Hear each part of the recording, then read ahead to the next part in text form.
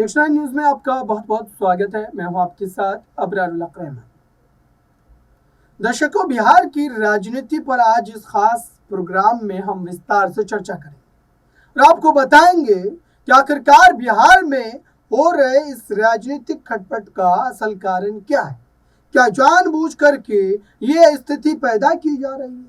क्या जानबूझ करके इस तरीके की खबरों को चलाया जा रहा है, या फिर वाकई नीतीश कुमार के मन में बगावत है?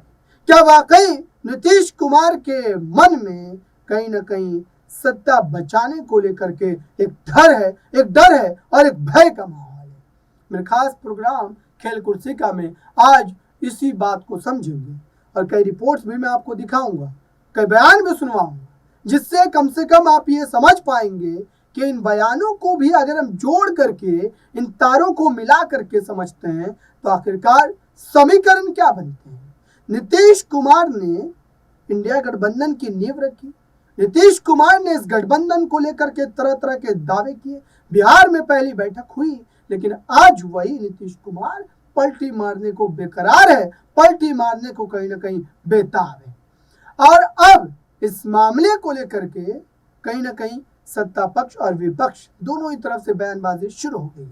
आइए सबसे पहले मैं आपको जीतन राम मांझी का ये एक बयान सुनवाता हूं। इनके बयान से आकलन लगाइए कि कैसे राजनीतिक परिस्थिति बदल सकती है। मंत्री या उप मुख्यमंत्री हों, वो बैठे हों और उनके गार्जियन 2005 के पहले सत्ता में थे, सरकार में थे, और बिहार के मुख्यमंत्री कहते हैं पब्लिक मीटिंग में कि क्या 2005 के पहले की स्थिति लाना चाहते हैं। आपने देखा था उस समय क्या हो रहा था, किसी को बोलने का अधिकार था, शाम में कोई निकलता था। तो इस तरह की बात होती है तो हम समझते बहुत अच्छा नहीं। दूसरी, अभी माननीय हमारे जननायक कर्पूरी ठाकुर जी को परिवार को आज भारत रत्न की उपाधि दी जा रही है। इसके लिए भारत सरकार को हम धन्यवाद देते हैं कि एक बहुत अच्छा काम, सामाजिक न्याय का काम हुआ है। उस अवसर पर उनकी जयंती जो शताब्दी जयंती है, उस अवसर पर बोलते हुए नीतीश कुमार जी ने क्या कहा कि भाई कुछ लोग अपने पुत्रों को आगे बढ़ाना चाहते हैं, उनका यही उद्देश्य है।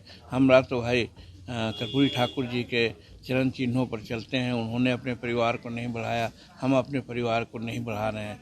तो डायरेक्ट है कि वो कांग्रेस को कह रहे थे और राष्ट्रीय जनता दल को कह रहे थे। ऐसी परिस्थिति में आप समझते हैं कि एक होने की बात है क्या? इस आधार पर हम बोलते रहे हैं कि खेला। तो आपने सुना दर्शकों, जीतन राम मांझी वही चेहरा है जिन पर कभी नीतीश कुमार को भरोसा हुआ करता था, सबसे करीबी माने जाते थे, मुख्यमंत्री तक बना दिया था। लेकिन आज वही चेहरा उनके खिलाफ है, दूसरे दल का हिस्सा है, और आज वही दावा कर रहे हैं कि बिहार में खेला होगा, बिहार में खेला हो भी। वही दूसरी तरफ अगर हम आगे बढ़ते हैं तो एक और चेहरा बिहार की राजनीति में आपको याद है, चिराग पासवान। चिराग पासवान ने किस तरीके से इससे पहले के चुनाव में एनडीए का हिस्सा होते हुए, जब नीतीश कुमार भी एनडीए का हिस्सा थे, उसके बावजूद भी कहीं ना कहीं जो है उनके खिलाफ जहाँ जेडीयू के प्रत्याशी थे वहाँ उन्होंने अपने प्रत्याशी को उतारा था। और यही वजह थी कि खटपट हुआ और फिर नीतीश कुमार ने सत्ता से अपने हाथ को खींच लिया। और अब उसी चिराग पासवान के बोल नीतीश कुमार के पक्ष में, नीतीश कुमार के हक में। और दरअसल जब विरोधी राजनीति में आपके पक्ष में बोलने लगे तो समझ जाइए कि राजनीति करवट लेने वाली है, राजनीति अपने रास्ते को बदलने वाली है, और दोस्त दुश्मन और दुश्मन दोस्त बनने वाले हैं। आइए आपको चिराग पासवान के इस बयान को सुनाते हैं और समझिए कि इस बयान के कई बड़े सियासी मायने कैसे निकले आ रही है और बिहार की परिस्थितियों पर, राजनीतिक स्थितियों पर नजर लोक जनशक्ति पार्टी रामविलास की भी है। यकीनन भारतीय जनता पार्टी के शीर्ष नेतृत्व से मौजूदा परिस्थितियों पर चर्चा भी हुई है, और मुझे लगता है कि जब तक सारी चीज़ें एक बार क्लियर नहीं हो जाती, किसी भी तरीके की कोई भी टिप्पणी करना उचित नहीं होगा। जो भी होगा, मैं इतना ज़रूर मानूंगा कि वो प्रदेश हित में होगा। बहुत पहले ही ये जानकारी आप सबके साथ मैंने साझा की थी कि खरमास की समाप्ति के बाद जब शुभ दिनों की शुरुआत होती है तो उस वक्त ज़रूर बिहार की राजनीति में कई फेरबदल होंगे जो मौजूदा परिस्थिति में देखने। तो आपने सुना दर्शकों, चिराग पासवान भी दावा कर रहे हैं, ज्योतिरादित्य मांझी भी दावा कर रहे हैं और कई और बड़े चेहरे हैं, खास करके लालू प्रसाद यादव की बेटी को भी लेकर के ये बातें कही जाने लगी।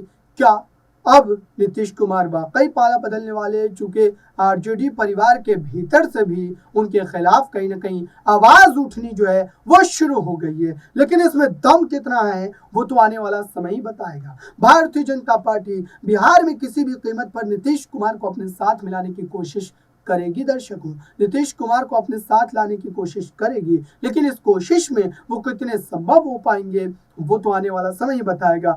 आज मैं आपको नीतीश कुमार का बयान नहीं सुनवाऊंगा, आज मैं आपको आरजेडी का बयान नहीं सुनवाऊंगा, क्योंकि ये तो अलग अलग तरीके से बयान देंगे ही, लेकिन आज मैं आपको वो तमाम अलग अलग चेहरों के बयान सुनवा इसलिए भी रहा हूं ताकि आपको ये अंदाजा लगे कि इस बात में हकीकत कितनी है। आरसीपी सिंह का नाम आपको याद होगा दर्शकों। आरसीपी सिंह वही चेहरा जो नीतीश के चहीते थे, लेकिन उन पर आरोप लगा कि वह भाजपा के लिए काम कर रहे हैं, और वही आरसीपी सिंह आज देखिए कैसे नीतीश कुमार को लेकर के कई बड़े दावे कर रहे हैं, कई बड़ी बातें कह रहे हैं। सुनिए इसे। भाई इन लोगों ने प्रयास किया होता, ईमानदारी से प्रयास किया होता, और आरजेडी के नेता और कांग्रेस के नेताओं की सही सोच और इनके जो आका हैं उनकी अगर सही सोच होती तो जो आप बोल रहे हैं कि भाई बहुत पहले हो जाना चाहिए था, तो देखिए it is better late than never.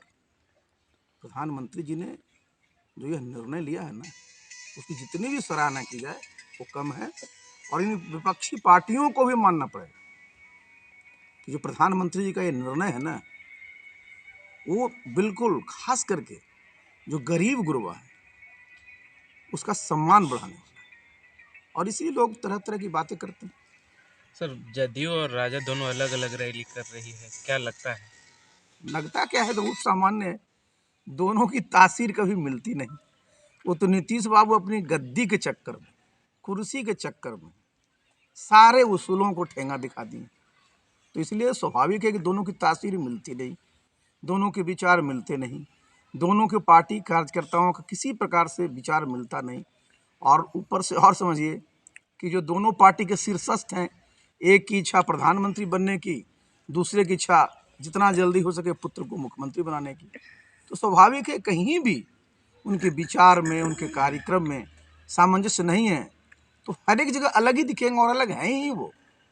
Sir, अभी तक सीट शेयरिंग का कोई मामला नहीं आया। इधर ममता बनर्जी ने कहा है कि कांग्रेस ने शेयरिंग का प्रस्ताव ठुकरा दिया है, बंगाल में अकेले चुनाव लड़ेगी टीएमसी। देखिए, इस पर तो मैंने कई बार कह दिया है कि इन लोगों का मकसद क्या था, जो इंडी अलायंस बनाया इन लोगों ने, मकसद क्या था? कोई सकारात्मक सोच नहीं थी कि देश के सामने कौन सी वैकल्पिक शासन व्यवस्था देना चाहते हैं, बल्कि जो मैंने कहा था ना कि ईर्ष्या, डाह और जलन के चलते एक साथ आ गए कि कैसे जो है आदरणीय प्रधानमंत्री नरेंद्र मोदी जी को सत्ता से तीसरी बार बनने से रोका जाए। जबकि आप जानते हैं कि भारत की जनता ने देखा है कि पिछले 10 वर्षों में प्रधानमंत्री ने जिस प्रकार से काम किया है, तो उनके सामने विपक्ष कहाँ से कोई चुनौती पेश कर पाएगा? इनके कौन नेता हैं जो सामने आए? सब लोग तो अपने अपने मन में प्रधानमंत्री बनने का सपना पाले हुए हैं। 28 पार्टियों का ये लोग बता रहे थे महागठबंधन है, आप जब देखते हैं कोई मीटिंग होती है तो कभी ये गायब, कभी वो गायब। स्पष्ट है कि जब लगता है कि उनका हित सधने वाला नहीं है तो फिर क्यों एक साथ रहें। और सीट शेयरिंग, देखिए इसमें सबसे बड़ी बात क्या होती है, जब भी कहीं पर भी त्याग की भावना नहीं होगी ना, तो बड़ा काम नहीं कर सकते। तो यहाँ त्याग कहाँ से हो गया? सबको तो अपना अपना क्या करना है। देखिए इधर तो बताया ना मैंने कि भारतीय जनता पार्टी में प्रधानमंत्री नेतृत्व कर रहे हैं, तो भारत की पहचान को बढ़ाना है, भारत को विकसित देश बनाना है 2047 तक। उधर क्या है? उधर तो है भाई कैसे किसी का परिवार फिर से जो है सत्ता में आ जाए, कैसे किसी का बेटा फिर से मुख्यमंत्री बन जाए। अपने अपने उन लोगों को जो है, जो सोच है परिवारवादी है, वंशवादी हैं, और बहुत सारे लोग भ्रष्टाचार में लिप्त हैं। उससे भी लगता है कि सरकार अगर ये रहेगी तो उन लोगों को बहुत परेशानियां झेलना पड़ेगा। इसलिए कोई कहीं से भी वो लोग जो इकट्ठा हुए ना, उसमें राष्ट्र हित नहीं है, बल्कि सबका अपना अपना व्यक्तिगत हित है। तो आपने देखा दर्शकों, आरसीपी सिंह के दावे को सुना, जीतन राम मांझी की बयान को सुना, चिराग पासवान के राजनीतिक पलटने को लेकर के नीतीश कुमार के जो है दावे को सुना, और इन तमाम दावों को सुनने के बाद क्या आपको लगता है कि इस बात में कोई सच्चाई नहीं है? क्या इस बात में कोई हकीकत नहीं है? ये बिल्कुल झुठलाने जैसी बात होगी, चूंकि हकीकत है और बिहार में राजनीतिक बदलाव आने वाला है, सत्ता बदलने वाली है, नीतीश कुमार पलटने वाले हैं। चूंकि नीतीश कुमार की राजनीतिक विश्वसनीयता आज से तो 5 साल पहले ही खत्म हो चुकी है, आज से 7 साल पहले ही खत्म हो चुकी है। और नीतीश कुमार अगर पलटी मारते हैं तो इसमें किसी भी तरीके की अचंभा करने वाली बात नहीं होगी, किसी भी तरीके की हैरानी वाली बात नहीं होगी दर्शकों। लेकिन देखते हैं कि कब तक इस मामले पर आधिकारिक फैसला आता है। इस खास रिपोर्ट में इतना ही। जुड़े रहें बड़ी खबरों के लिए नेक्स्ट 9 न्यूज़ के साथ।